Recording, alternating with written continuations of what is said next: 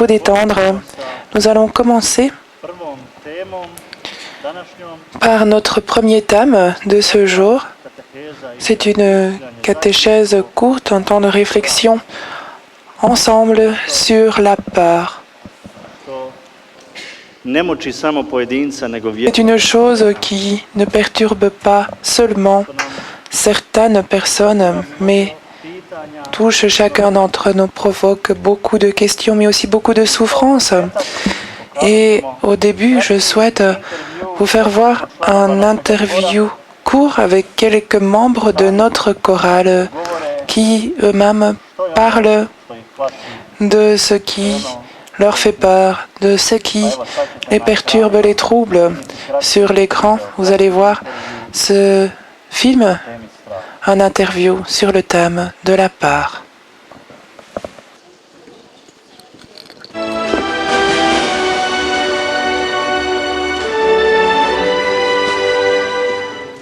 Bojim se da neću uspjeti završiti studij. J'ai peur de ne pas finir mes études. Beaucoup de personnes ont peur de tout ce qu'il pourrait arriver dans le monde. J'ai peur d'être humilié, d'être rejeté pour ce que je suis. J'ai peur de blesser les personnes qui croient en moi. Et que dire à mon père qui a payé mes études? J'ai peur d'une limite dans le temps. J'ai peur de ne pas être suffisamment bonne, suffisamment intelligente. J'ai peur d'être hypocrite. Je me demande ce qui arrivera de mes rêves, de mes désirs. J'ai peur de dire ce que je ne vis pas. J'ai peur de l'avenir, de tout ce qu'apporte demain. J'ai peur d'être superficielle.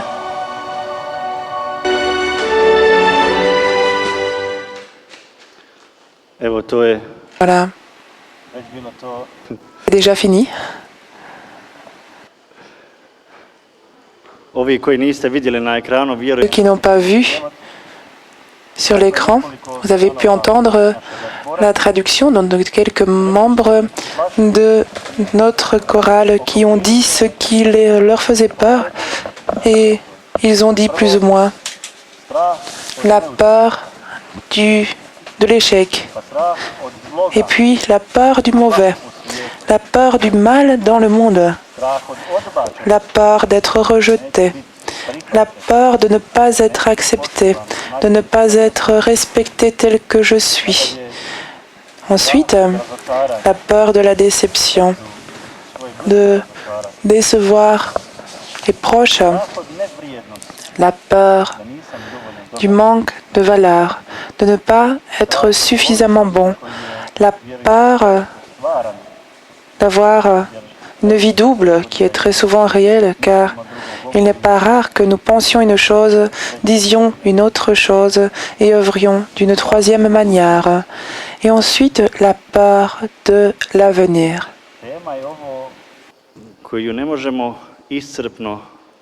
C'est un thème que l'on ne peut embraser totalement, que l'on ne peut embrasser totalement, que l'on ne peut résoudre totalement. Mais ce que nous pouvons et ce que je crois être très important, c'est ouvrir la réflexion, créer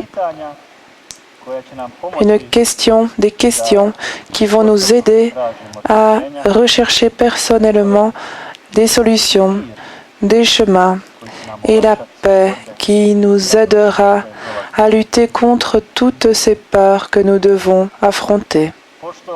Puisque ici à Medjugorje, nous sommes des croyants comme une seule famille, l'Église, nous allons essayer de réfléchir un peu sur la peur. Bien sûr, d'une perspective biblique, l'Ancien Testament et le Nouveau Testament est comblé de personnes, de personnages qui ont expérimenté une sorte de peur, de déception, de doute, de désespoir, une chose qui les a secoués profondément et qui les a fait changer en même temps. Voilà, je souhaiterais que ensemble, nous observions quelques-unes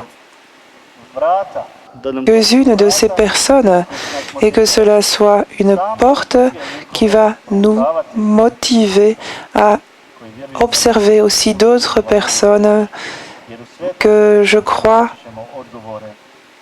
être des personnes qui peuvent nous aider, car toujours dans la Bible, nous pouvons trouver les réponses aux questions de notre vie.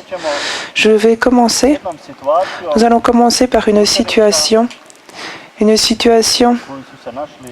des disciples qui se sont trouvés en danger. Donc, les disciples, déjà depuis quelque temps, étaient avec Jésus. Ils le suivaient.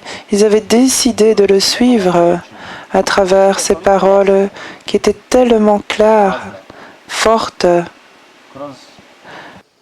I preko njegovih čudesa Et à travers ces miracles qui étaient tellement dignes de foi et qui montraient une vraie transformation qui était vraiment réelle, par tout cela, ils ont commencé à croire en lui. Mais dans cette situation, eux se trouvaient dans la barque et lui dormait. Et une question apparaît. Pourquoi dort-il? Pourquoi ne se préoccupe-t-il pas? Désire-t-il que l'on meure? Alors de cette image, nous pouvons nous souvenir de nos propres questions. Dieu ne se préoccupe-t-il pas pour moi? Je me trouve dans la tempête de ma propre vie, mais où est-il? Pourquoi n'est-il pas présent? Pourquoi dort-il? strah od svoje graničnosti, La peur de nos limites, la peur de notre état de mortel, la peur de la maladie, la peur lorsque nous sommes conscients que quelque chose puisse nous arriver. Et prenons une image maintenant. kako je lijepo sjediti na plaži Qu'il est beau d'être assis sur la plage et voir les vagues, particulièrement pendant le temps de l'été. Comme il est beau de prendre le soleil. Je ne suis pas vraiment un fan des bains de soleil, mais je pense que vous êtes nombreux à l'être. Tout cela n'est possible que parce que la mer a ses limites. lijepo je ući u more, Il est beau d'entrer dans la mer, de prendre un bain, de se baigner et d'en sortir. more je ograničeno, Et c'est seulement parce que la mer a ses limites qu'elle est belle, qu'elle a cette beauté. bismo proklinjali more, Parce que bili bismo razočarani, si elle ne le serait pas, i ne nous bismo la- cijeniti more. Ali nous more ne l'apprécierons pas. ograničeno, Ce serait une chose que l'on maudirait, a isto je tako que l'on n'aimerait pas. Mais la mer a ses limites. Il en est de même pour les limites humaines. ali strah zbog Autant nous sentons cette peur à cause de nos limites, profondément, c'est une chose qui nous calme, c'est une chose calmante, car Jésus a montré qu'il ose dormir et nous permet de nous da je čovjek bez mjere svoju slomljenost, et nous permet de découvrir nos limites. vremena i prostora Et ne bismo mogli ni ostvarivati si l'homme s drugima. n'avait pas toutes ces choses, nous ne pourrions pas réaliser des relations entre nous tous. Imaginez que nous ne soyons pas tous To razgovara différents les uns des autres, que nous soyons tous semblables, que nous ayons la même manière de nous exprimer, que nous vivions tous dans un même château où il n'y a que de l'or et de l'argent. Ce serait tellement embêtant.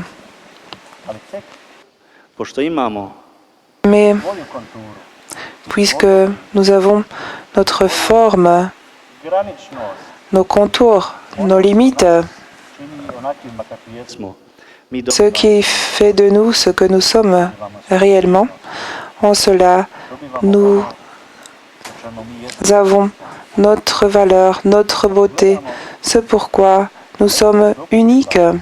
Et strah svojih si nous regardons Jésus qui permet la peur de ses disciples, peut-être que par cela, il veut provoquer ce que nous venons de vivre un peu de temps auparavant, un réveil.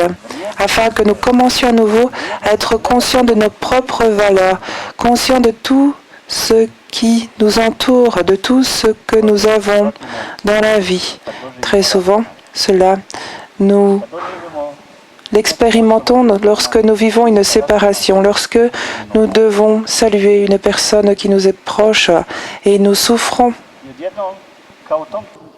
Tout à coup, c'est comme si, à ce moment-là, nous comprenons la valeur de cette personne et c'est comme si avant nous ne l'avions pas compris.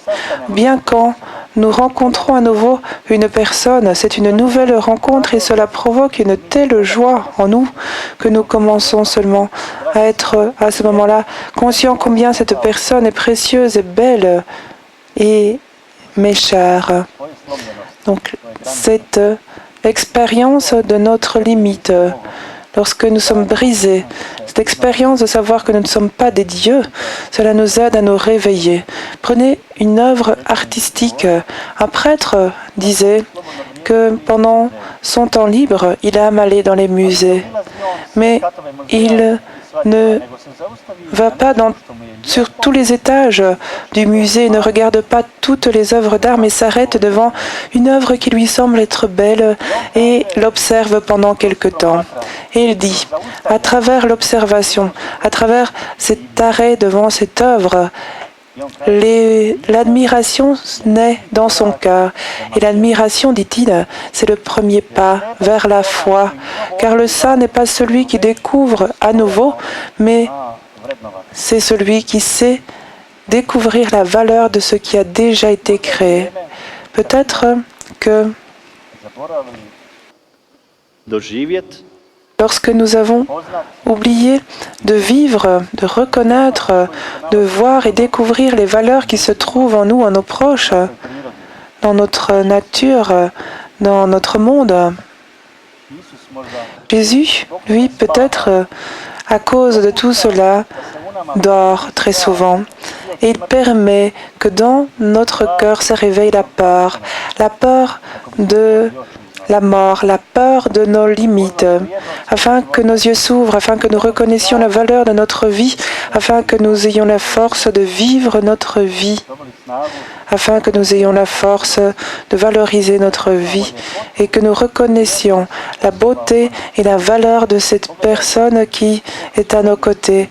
Voyez comment ici, tous nous sommes ensemble et chacun d'entre nous a sa beauté, sa valeur, son rôle, sa participation et tous ensemble, nous ne faisons qu'un. Et si vous n'étiez pas là, vous qui êtes ici, vous les croyants, pourquoi organiser ceci? Si ici il n'y avait pas notre chorale, nous serions tellement appauvris. S'il n'y avait pas de prêtre, alors comment Jésus pourrait venir dans l'Eucharistie par le sacrement de l'Eucharistie? Donc nous faisons une chose complète, nous formons une chose complète. Et peut-être que dans l'Évangile, une chose principale qui nous aide aujourd'hui par rapport à ce thème de la peur, la question de notre relation personnelle envers notre vie et notre relation envers Dieu. Peut-être que quand tout cela commence à changer, quand notre relation envers la peur commence à changer petit à petit, le pape François, dans sa dernière encyclique, a débuté par les paroles de Saint François. Loué sois-tu. Loué sois-tu, Seigneur. Et puis, le cantique de la créature. Par tout ce que nous voyons, tout ce que nous expérimentons, tout ce que nous pouvons vivre, loué sois-tu, Seigneur. Merci, Seigneur. François était conscient de la beauté qu'il y a en lui-même et autour de lui, la clé de la sainteté, du cœur ouvert, des yeux ouverts pour la réalité telle que Dieu la voit. Il y a un très beau message de la Vierge Marie où elle dit « Chers enfants, je vous invite à un abandon total à Dieu. Que tout ce que vous possédez soit entre les mains de Dieu.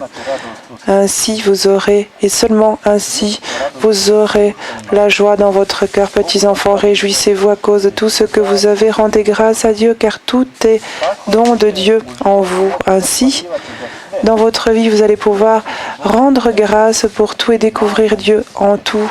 Même dans la plus petite fleur, vous découvrirez cette grande joie, vous découvrirez Dieu. Je vous remercie d'avoir répondu à mon appel. C'est le message du 25 avril 99.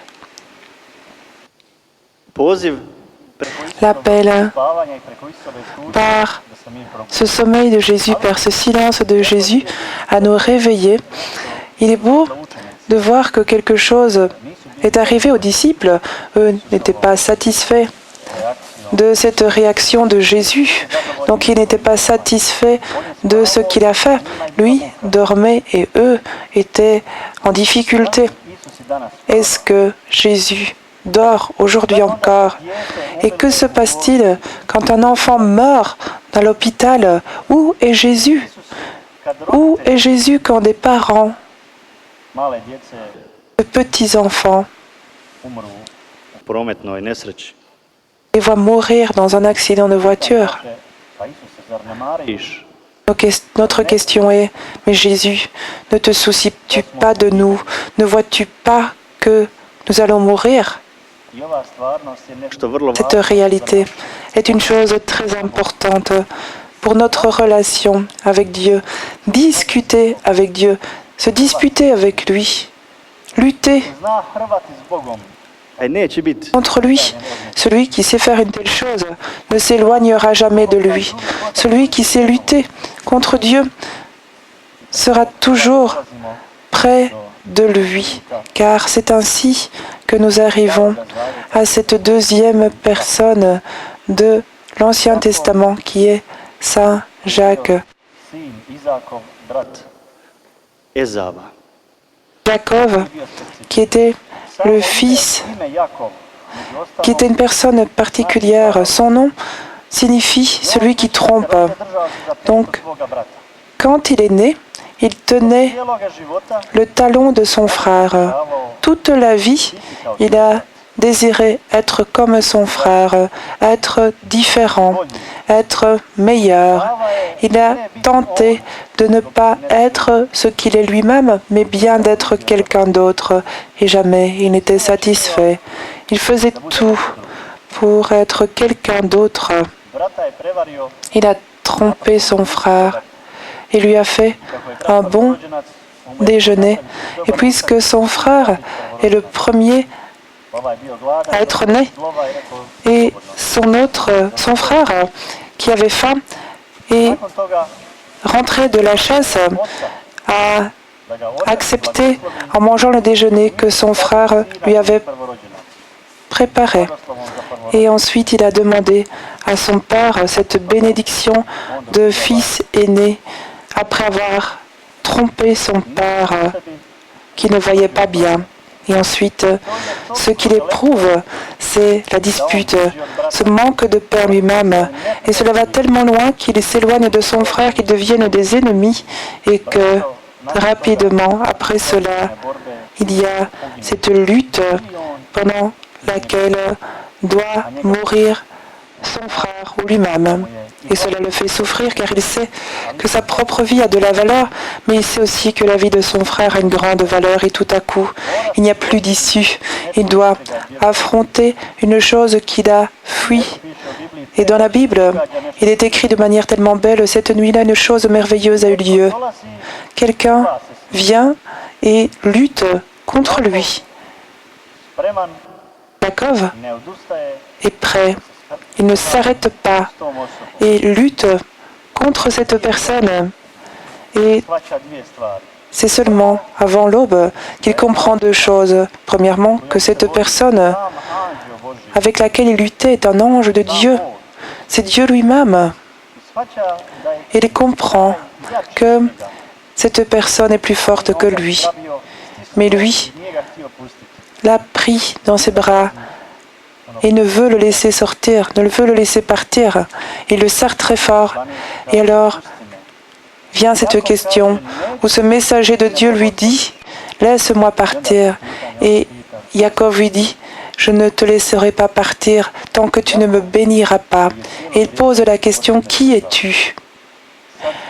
Et Jacob, qui fouillait sa propre personne, maintenant se trouve devant le visage d'un ange et qui lui demande, qui es-tu? Il ne peut plus fuir sa propre personne, mais c'est Dieu qui l'amène à comprendre qu'il est bon, qu'il soit tel qu'il est, qu'il ne doit pas être quelqu'un d'autre, qu'il ne doit pas être meilleur, plus grand, plus intelligent, plus fou, plus différent, mais qu'il doit être tel qu'il est. Et lorsqu'il dit « Je suis Jacob », ou en d'autres mots, « Je suis ce trompeur, celui qui est le frère de mon frère, celui qui a trahi son propre père, celui qui l'a trompé », c'est alors que vient la parole de Dieu. Maintenant, tu vas être béni et tu t'appelleras Israël. Tant de fois, nous fouillons notre propre personne dans l'interview. Nous avons entendu la peur d'être par les autres, la peur de ne pas être suffisamment bon, la peur de ne pas pouvoir être tel que nous sommes. Et Dieu, c'est comme s'il nous disait, tel que tu es, c'est comme cela que je te veux, que j'ai besoin de toi. C'est ainsi que tu as de la valeur. Et toi, puisque tu es toi, je t'aime tel que tu es.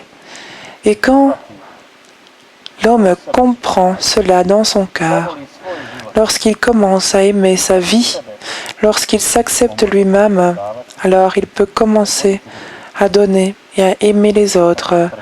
Mais ce premier pas est important car nous savons fuir notre propre personne. Nous savons faire les choses mauvaises en écrasant notre propre dignité uniquement pour plaire aux autres. Et ainsi, nous blessons notre propre cœur, notre vie. Et cette vie est unique.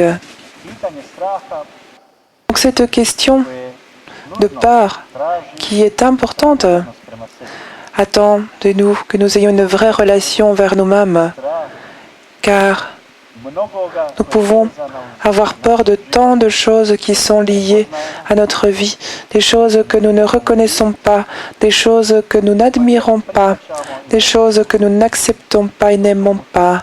Tant de difficultés qui proviennent de cela. Mais si Dieu désire, même à travers le silence, même à travers son sommeil, que nous nous réveillons, que nous découvrions notre propre valeur, s'il désire lutter avec nous et à travers ce que nous n'acceptons pas, à travers notre faiblesse, que nous découvrions notre propre valeur et que nos yeux, nos cœurs, nos oreilles s'ouvrent. Il y a un écrivain qui écrit un livre par rapport à la peur et elle dit qu'elle pensait que l'échec était ce qui détruisait sa vie, mais en fait Dieu utilisait cela pour une grande réussite, que ses faiblesses sont ce qui ne lui permet pas de grandir, mais que Dieu a profité de cette faiblesse pour entrer dans sa vie. Cela était comme une porte qu'elle a ouverte à cause de sa petitesse. Et elle a permis cela. Dieu a besoin d'espace pour entrer dans notre vie humaine. Donc, ce sont ces deux premières personnes, ces deux situations. Donc, les disciples dans la barque et Jacob. Et la troisième personne qui est importante pour Medjugorje de même, c'est Jean le Baptiste. La Vierge Marie est apparue ici à Medjugorje pour la première fois le jour de la fête de Saint Jean-Baptiste, un homme dont Jésus a dit qu'il n'y avait pas de plus grande personne née d'une femme qui a vécu une vie sainte et par sa manière de vivre, il a montré qu'il avait confiance en Dieu car il ne possédait rien. Même ce qu'il portait, ce qu'il mangeait, c'était des fruits de la nature. Et par cela, il a montré sa confiance en Dieu. Mais ce qui lui est arrivé, une chose qui l'a secoué, lui se trouvait dans la prison. Et ses disciples, d'autres personnes, ses amis, parlaient de ces événements. Ils racontaient comment ils avaient vu Jésus, ils racontaient ce qu'il faisait, ils racontaient les miracles que faisait Jésus. Et Jean-Baptiste est troublé. Que s'est-il passé? Il avait sa propre image de Dieu. Il avait sa réflexion par rapport à l'œuvre de Dieu, par rapport à ce qu'il était. Et à travers son œuvre, à travers ce qu'il était dans la vie, il a créé sa propre image de Dieu. Et vient Jésus, et Jésus est tout à fait différent. Et sa question est, allez lui demander si il est celui qui doit venir. Mais Jésus ne lui donne pas une réponse directe. Il ne dit pas, oui, oui, je suis celui-là. Mais il dit, les aveugles retrouvent la vue. Les boiteux marchent à nouveau. Les malades sont guéris. Il l'incite à laisser tomber cette image de Dieu qu'il porte en lui-même et à s'ouvrir à la fraîcheur de Dieu. Dieu qui est tellement âgé et toujours nouveau, qui toujours désire et peut nous surprendre. Quand nous l'attendons à un endroit, il vient à un autre endroit. Quand nous l'attendons dans une certaine disposition, une certaine humeur, il vient différemment. Et quand dans notre tête, nous formons une image de ce qu'il pourrait être, il vient vers nous tout à fait différent de ce que nous avons imaginé. Cet appel à savoir, dans notre vie, laisser tomber notre propre image de Dieu, lui permettre de se présenter afin qu'à nouveau, plus profondément, nous connaissions Dieu et que nous grandissions dans la foi et dans notre relation envers Dieu. Dans une belle image de notre relation avec Dieu qui sait parfois être surchargée. Cette image, par exemple, d'un enfant qui a des parents divorcés et qui sent cette culpabilité, qui sent qu'il est peut-être coupable à cause de la séparation de ses parents et qui sent qu'il a peut-être fait quelque chose comme il ne fallait pas. Cet enfant dont la mère est dépressive, qui sent cette culpabilité qui se dit c'est peut-être ma faute, c'est peut-être à cause de moi que ma mère est dépressive. Et alors vient ce besoin, je dois être bon, je dois plaire à ma mère, je dois être bon avec elle, être gentil pour qu'elle se sente bien, pour qu'elle soit bien. Et par cela, l'enfant fait quelque chose qui est contre lui-même et pense en pensant qu'il est responsable de l'humeur de sa mère. Quand nous pratiquons cela dans notre vie religieuse, très souvent, nous avons des peurs. Nous avons peur que Dieu ne soit pas satisfait de nous. Nous pensons que nous devons toujours être bons, être immaculés, être parfaits dans toutes nos œuvres afin que lui dise « Oui, maintenant, je t'aime ». Mais il faut dire clairement que nous ne sommes pas responsables pour Dieu. En d'autres mots, la vie religieuse sera libre et comblée quand nous comprendrons que nous pouvons surcharger Dieu. Nous pouvons lui dire « Pardonne-moi ». Nous pouvons le mettre en colère. Nous pouvons chuter et à nouveau le regarder dans les yeux. Nous pouvons, comme Pierre, le renier, le trahir, mais revenir à nouveau vers lui en croyant qu'il nous pardonnera, car on ne peut le briser. Nous ne sommes pas responsables. Et il ne sourira pas uniquement parce que nous sommes bons. Dieu n'est jamais en déficit. Dieu est toujours comblé. Mais ce qu'il désire, c'est que nous soyons comblés, que nous soyons dans la joie. Et c'est pourquoi il est important que notre vie religieuse ne soit pas surchargée par une fausse culpabilité. Imaginez qu'une mère dise à son enfant, à partir de ce moment, je ne suis plus ta mère car tu as commis une telle erreur. Ou qu'un père dise à son enfant, je ne suis plus ton père à partir de maintenant si tu ne fais pas ceci. Parce que je me retirerai, jamais plus je ne parlerai avec toi. Quel père pourrait faire une telle chose? Quelle mère pourrait dire une telle chose? Si Jésus dit, si vous, aussi mauvais que vous soyez, vous faites du bien pour vos enfants, le Père qui est dans les cieux ne fera-t-il pas plus que cela pour vous? Chère Jeanne, chère fidèle, nous pouvons être sincères avec Dieu. Nous pouvons lui dire ce que nous vivons dans la vie, ce dont nous avons peur. Nous pouvons lui dire ce que nous fuyons. Nous pouvons lui dire ce par quoi nous pensons trahir toujours à nouveau Dieu et offenser son amour. Nous pouvons revenir vers lui, comme ce fils qui découvre tout et revient vers son Père. Que se passe-t-il? Il revient vers son Père et ne désire être que son serviteur. Et le Père entend ses paroles, mais il ne les prend pas au sérieux. Donnez-lui la plus belle robe, mettez une bague sur son doigt, donnez-lui de belles chaussures, car ce fils qui était mort vit à nouveau.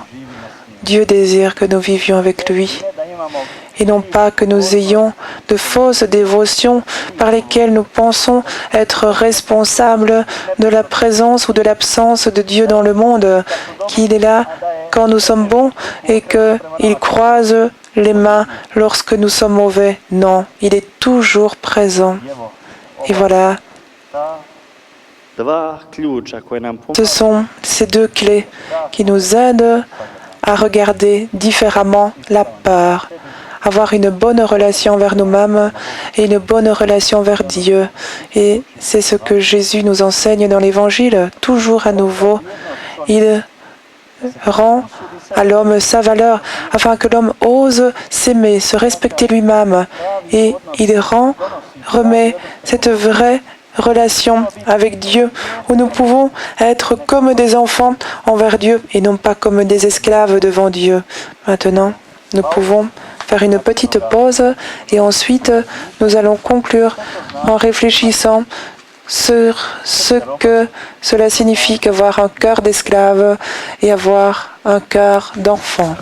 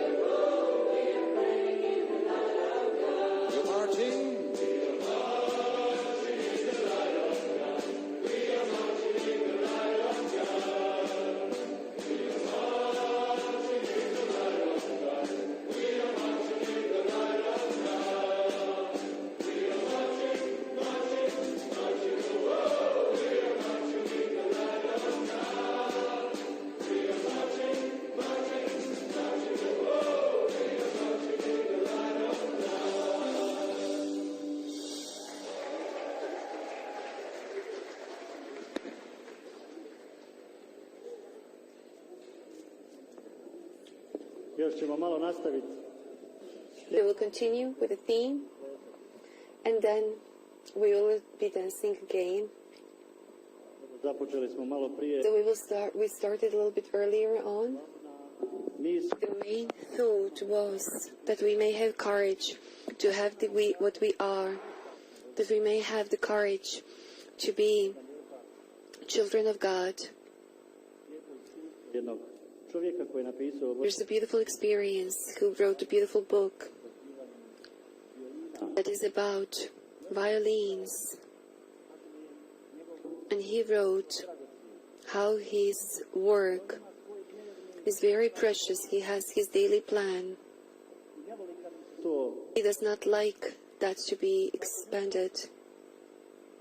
dotično vrijeme. Chaque matin, il boit son cappuccino Svi obitelji à la même heure et lit son journal à ce moment-là. Et tous les membres de sa famille savent qu'il a besoin d'une pause et qu'il a besoin To je njegov jutarnji ritual. de boire son café. On kaže njegov Et c'est son rythme, godina često čeka. son rituel matinal. Et son fils, qui a 7 ans, Samo provuče ispod novina. attend ce moment-là Kaže sad ću se et sa mnom. Alors, il se faufile entre lui et son journal et lui dit « Tu vas jouer avec moi maintenant ». Alors il conclut « C'est ainsi que devrait être notre relation avec Dieu ». Ne pas conclure que Dieu a des choses plus grandes à faire que de s'occuper de nous, mais dans une liberté enfantine que nous allions vers lui. Une personne qui connaissait la réalité de la proximité de Dieu, l'expérience de l'amour de Dieu et de cette liberté devant Dieu, cette personne, c'était la bienheureuse Vierge Marie. Un écrivain spirituel a écrit que lui a réfléchi sur ces événements de la vie de Jésus et de la Vierge Marie. Et un événement l'a déçu. Quand la bienheureuse Vierge Marie et Joseph, son fiancé, sont allés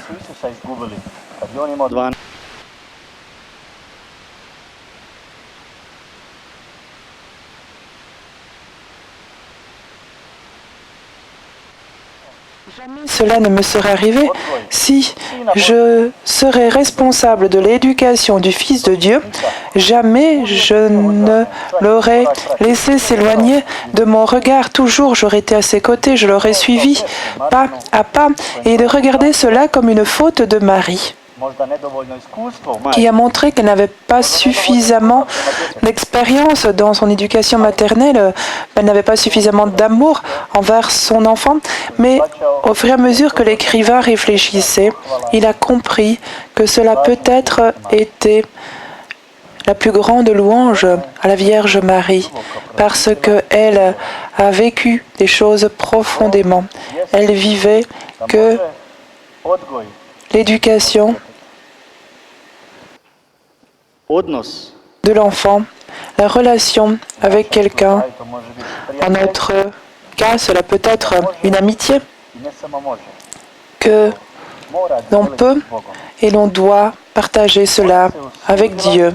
Elle a osé donner la liberté à Jésus et elle ne le gardait pas de manière obsessive à ses côtés, mais elle a ouvert ses mains. Et cela uniquement parce qu'elle avait fait une expérience profonde du fait que ce n'était pas elle qui éduquait seule son enfant, mais que Dieu était avec elle. Tant de fois, nous souffrons profondément car nous nous attachons à quelqu'un, nous nous attachons à un lieu, nous nous attachons à des choses. Et derrière tout cela, il y a des peurs, très souvent. La peur de perdre cela, la peur que cela ne nous appartienne plus, que cela nous soit ôté. Et c'est une peur, et nous pensons que notre bonheur dépend de cette chose. Ce même écrivain spirituel rapporte son expérience du contraire qu'il a expérimenté. Lui œuvrait de manière active en Italie parmi la jeunesse italienne. Il était directeur d'une revue et œuvrait beaucoup pour la jeunesse italienne et les mouvements catholiques en Italie. Il était actif, il était responsable, il opérait, il était toujours en train d'œuvrer, en train de se donner lui-même. Et en certains moments de sa vie, alors qu'il avait 45 ans, il est allé dans le désert. Il a compris qu'est arrivé le temps où il devait se retirer, qu'il avait besoin du temps avec Dieu, qu'il a beaucoup donné de lui-même et qu'il allait se perdre s'il allait continuer ainsi, qu'il œuvrait trop et que ce silence profond, ce recueillement profond lui manquait. Et alors, il raconte, il était dans le désert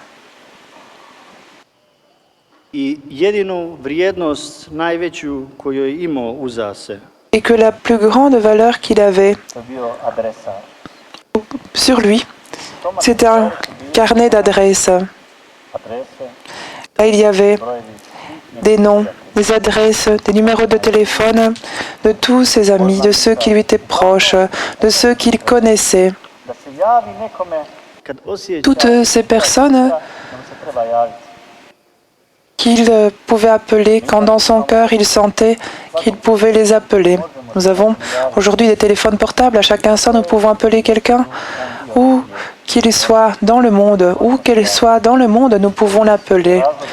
Que cela soit parce que nous avons envie d'entendre la voix de cette personne, parce que nous avons besoin de cette personne pour quelque chose ou lui poser une question.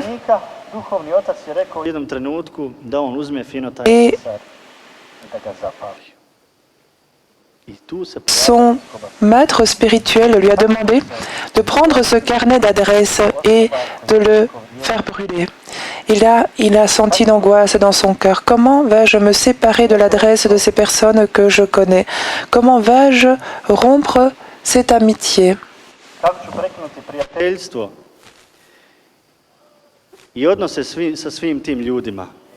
Comment vais-je rompre cette relation avec toutes ces personnes, cette amitié?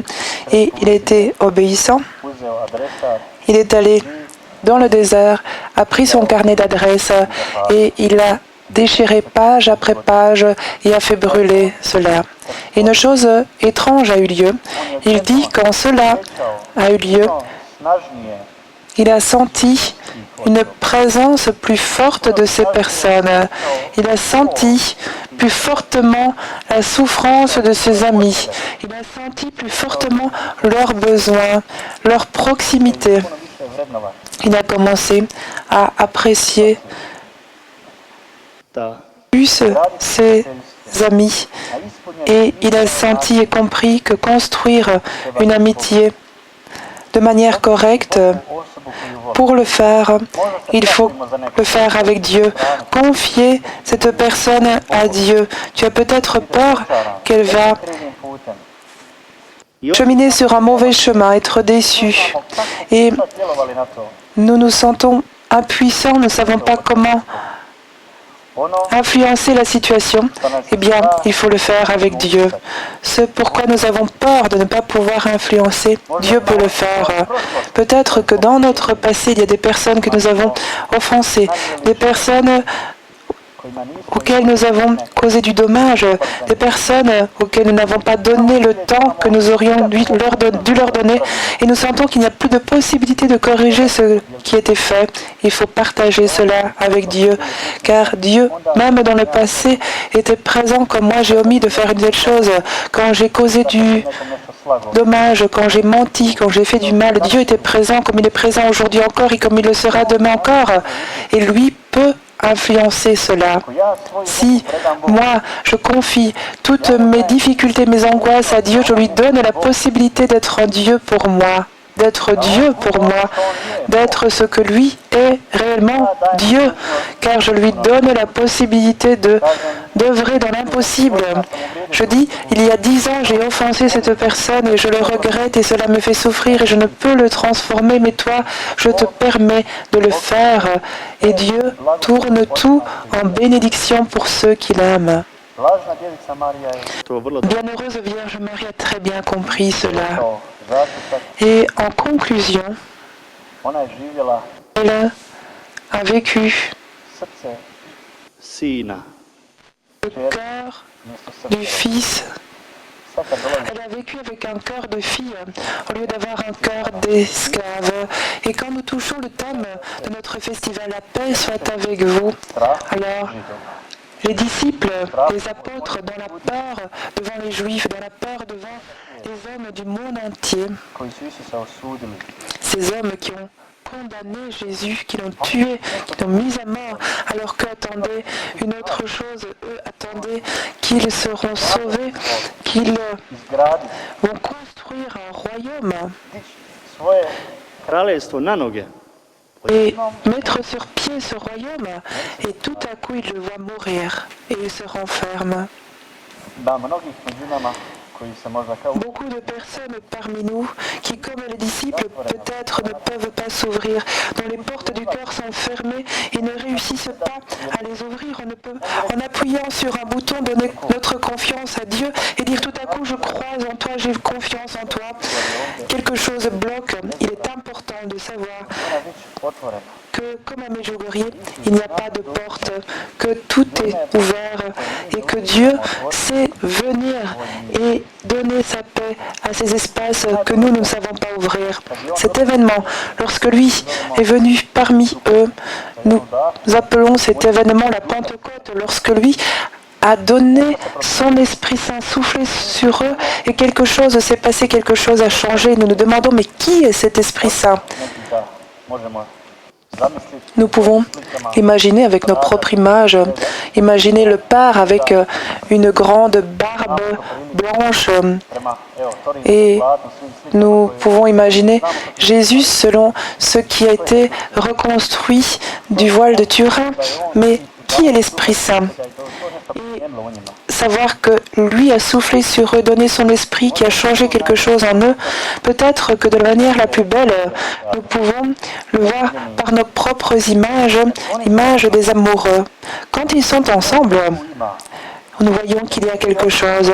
Quand ces deux personnes qui s'aiment vraiment sont ensemble, il y a quelque chose qui a lieu entre eux. Il y a quelque chose qui est dans l'art. Quand deux personnes, après avoir été séparées pendant longtemps, se rencontrent à nouveau en étant conscients qu'elles ont été fidèles l'une à l'autre pendant ce temps de séparation, quelque chose a lieu à ce moment-là. Imaginez quand Jésus, par sa mort, Do kraja vjeran svom a été fidèle jusqu'au bout à son Père, vjerovao mu, premda a cru en lui, même si il a možda njemu nije shvatljivim čovjekom. cheminé sur ce chemin douloureux et qu'il ne comprenait peut-être pas car il a dit que cette coupe s'éloigne de moi. Il a eu confiance au Père, il a su que le Père le dirigeait, le guidait et il atteint cette unité totale avec lui à nouveau comme il l'était avant d'être venu sur la terre. C'est là qu'a lieu cet amour, cette explosion d'amour, comme on pourrait le dire, cet amour mutuel qui est peut-être la plus belle image qui puisse représenter l'Esprit Saint. Si Jésus est venu parmi les apôtres en leur disant « La paix soit avec vous », peut-être qu'on pourrait l'expliquer, le décrire de la manière la plus belle en disant qu'à ce moment-là, ils ont vécu cet amour complet, total de Dieu et c'est cela la Pentecôte. Très souvent, nous le lions à ces sermons en langue, à ces dons particuliers. Bien sûr, cela existe, c'est nécessaire et c'est la réalité de notre Église, mais cette expérience de l'amour de Dieu qui transforme le cœur, le transforme d'un cœur d'esclave à un cœur de fils, d'enfant. Et c'est là que nous pouvons avoir une vraie relation avec Dieu. Et c'est là que notre regard sur la peur est transformé, car toujours dans notre vie, il y aura des peurs, toujours il y aura des choses qui nous troubleront, ce qui est bon, car quand nous sommes sur le bord, nous devons avoir peur de ne pas tomber. Quand il y a du feu quelque part, nous n'allons pas sauter dans ce feu, nous avons peur de ne pas nous brûler. Mais cette peur profonde, cette peur de l'avenir, cette peur d'être dévalorisé, cette peur d'échouer, cette peur est transformée quand ma relation envers Dieu est transformée lorsque je comprends que je suis son enfant et que je ne suis pas un esclave qui doit réaliser les commandements de Dieu afin de réaliser cette norme de catholicité pour être fidèle.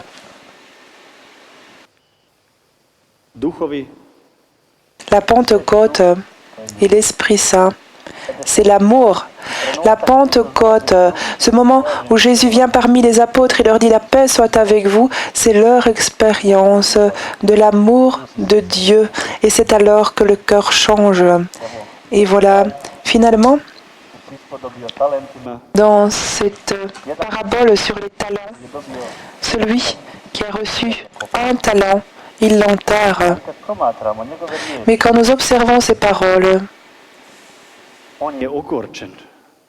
lui est dans l'amertume, Il dit au maître, voilà ce qui te revient.